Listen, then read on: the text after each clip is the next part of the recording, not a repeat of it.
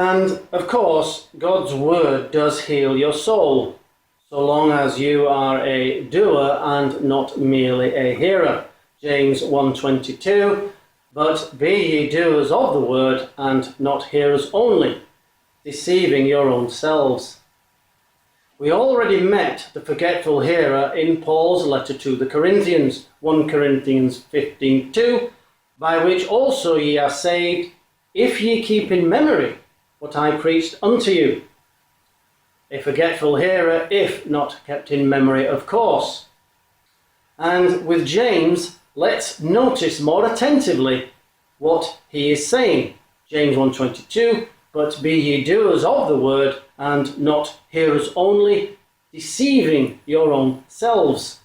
Meaning that, if you are merely a hearer and not a doer, then you deceive yourself. And James then provides an example to the superficial, that of a man beholding himself in a mirror, who then, after going his way, forgets what he looks like. Likewise, if you are a hearer and not a doer, then the impression that doing leaves on you is never achieved. And then you barely call to remembrance what you have learned.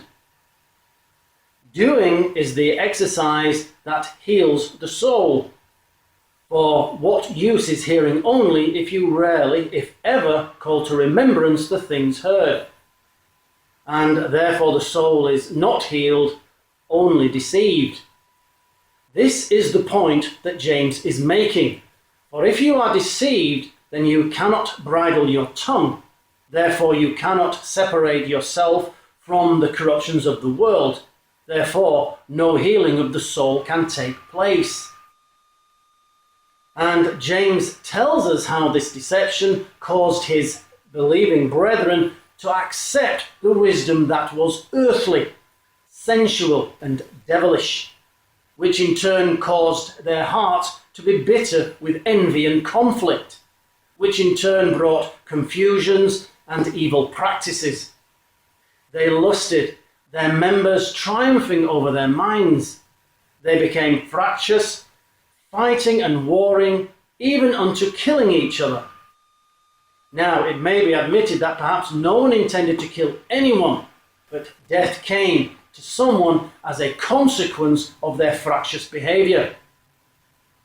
This probably at the height of tensions and consequently reaching the attention of James, thus stirring him to write his letter. Anyway, they were now double-minded sinners, adulterers and enemies of God by default for having become friends of the world. They'd given place to the devil.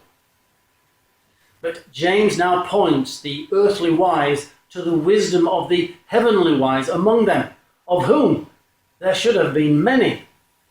Those who had asked God, who gives liberally, whose good works were a testimony to their peace, gentleness, mercy, and lack of both partiality and hypocrisy. This is the fruit of doing, and not just hearing. Welcome to this discourse concerning the book of James. As is often the case with the scriptures, there's more to see here than what meets the eye. The full-length version of this discourse is already uploaded onto YouTube, BitChute and Utreon, if you have an hour and 40 minutes to spare. That said, I will be uploading the series of episodes entirely.